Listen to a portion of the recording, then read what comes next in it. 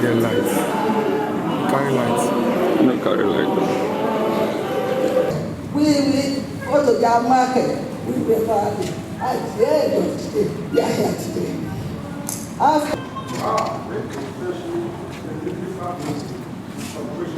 The empowerment of deaf women and girls in particular are not women and girls ability in Nigeria. City have never had one. So, Honorable Yeso Wike that is welcoming you, gladly created one. Give us an insight into this summit itself and what your organization will do to support the women, Deaf Women Association. Thank you very much for the question. This summit, as I know, it's not the second, it's a series. Mainly empowerment of women. And to make sure that the voice of deaf women and girls are, heard. You know, many don't believe in deaf people or deaf women at that, and even persons with disability. For this organization, Deaf Women Association of Nigeria have been trying over the years to make sure that deaf are no longer object of pity. They brought out of their hidden places to showcase their talent. Every year they organize this type of summit. Again, make the problem known, make the sources known. We as National Council of Persons with Disability continue to be of help to them so that they will not feel left behind. As I'm speaking now, we have women and gender unit in our office. And even my new ears would have personally been here to give them his voice, to lend them his voice to their issue. But because I've just entered office and trying to meet different department units, he's not able to come. He asked me to present for it and tell them that yes, we look forward to how we can build our existing relationship and improve on it for betterment of deaf women and girls and women with disability in general. Okay, most women, this association still feels that there is still much to be done for them. So can you give us an insight into what your organization has been doing for these persons over the years? Like I said, we have many programs in places. Empowerment. Give them, I remember last time we had a POS distribution. Ensure that deaf women are involved. And scholarship for school, we ensure they are involved. As they bring their cases, we will respond accordingly. There's a good plan for them, and I hope, and I'm sure that the new years will do better than expected. Thank you very much. Thank you so much. Pleasure. Okay. So much. At the end of this summit, we want to see through, because we have key stakeholders who have been invited to come and hear and listen to our barriers which we face, and how deaf women themselves can share their stories, share lessons learned, and how they can learn from that and better improve, and having a clear vision to barriers being removed, because barriers is just having lack of general access to healthcare service, having access to facilities or things that make your life easy. When such barriers are removed, we do not have any disabilities, and when they are empowered, we see that different states will go back to implement whatever they have learned from here and see that they will be able to fight for their rights. So these are some things we look out for at the end of this summit. Thank you. Thank you very much. And why that team is so necessary. Yeah. Bring us.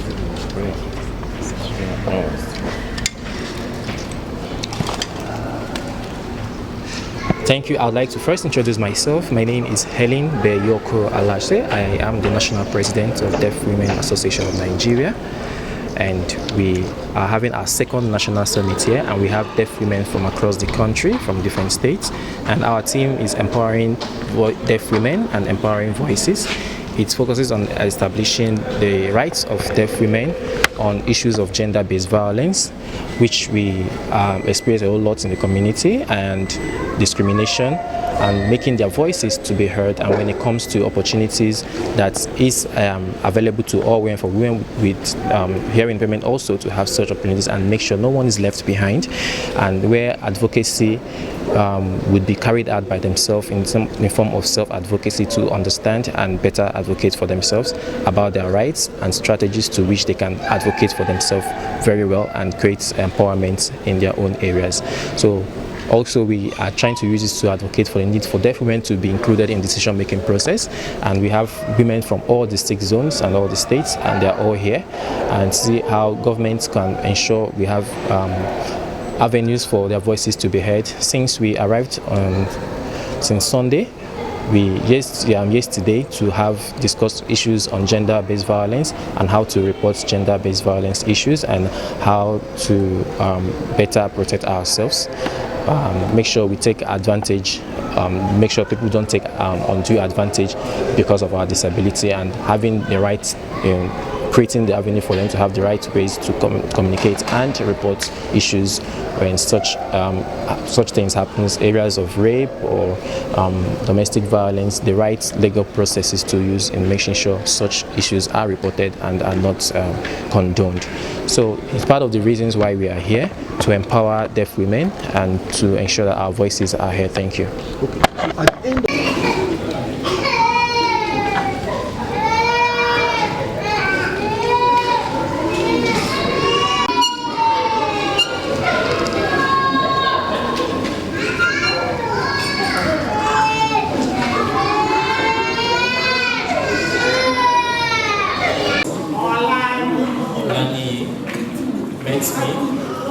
Called me and thanked me. Thank you, my sister. Remember, you talked to me and pushed me, and you were angry with me that I am not doing enough. But now I have everything that is required. Now I have started, and I have recognized and incorporated my own engine. I was happy because when we agree with See an activity, building a strong choice for deaf women's rights.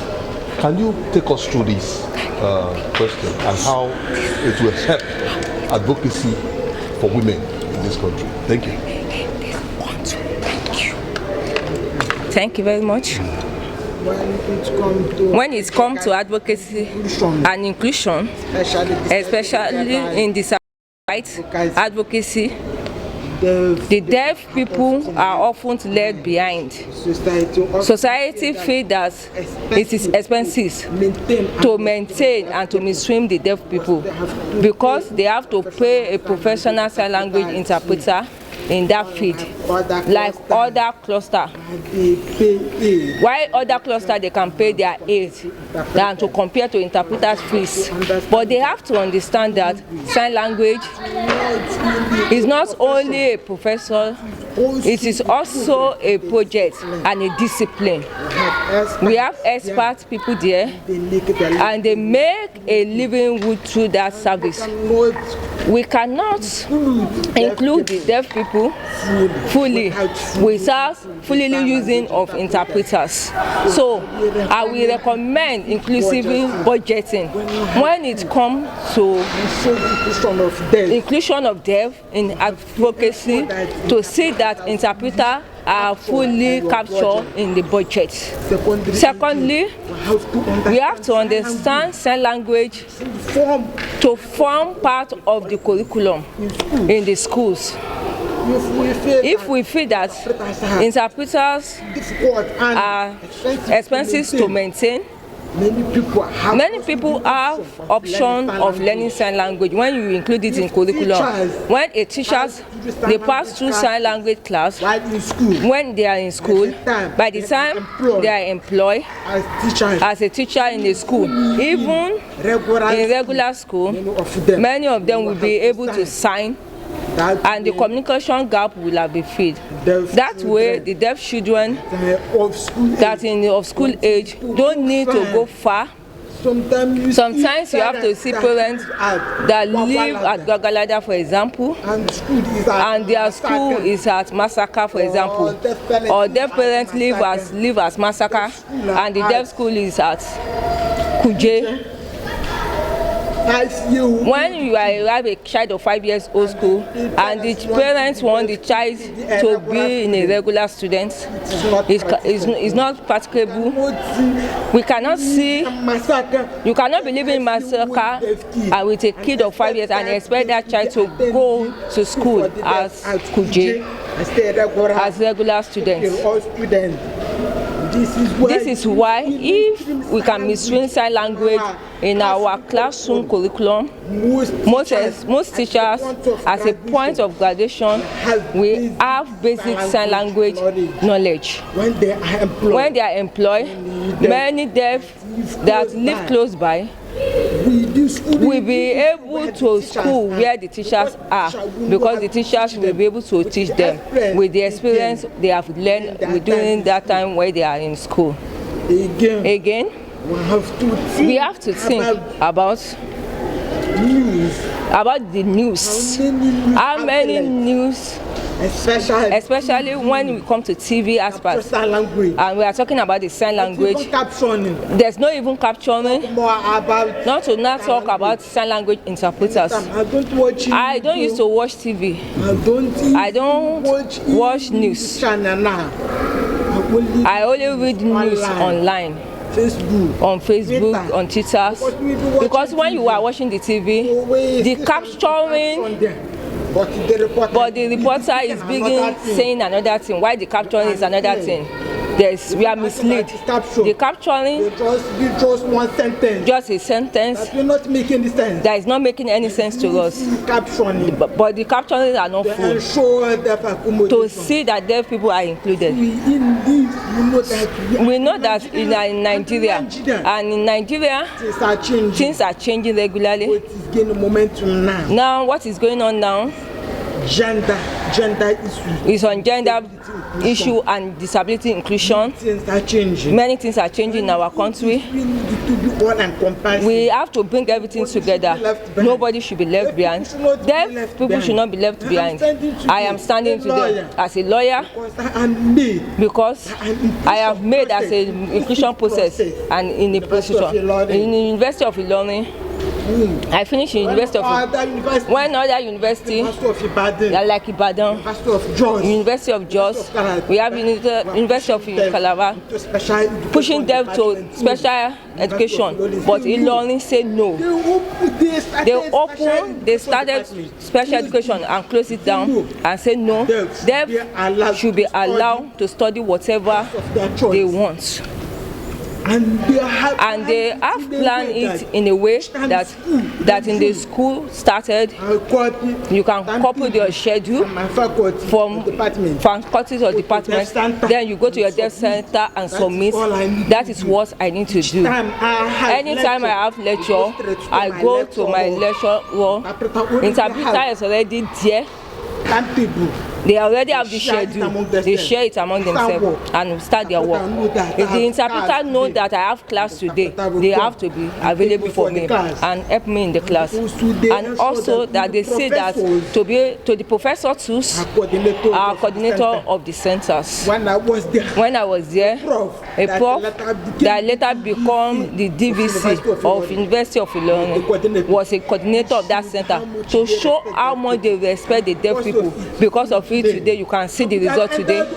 I would have ended up doing cleaning job because I was empowered in University of Ilorin. I was here. The University of Ilorin have produced many professional people, engineers, medical doctors, so many of us. This is because they are practicing inclusion.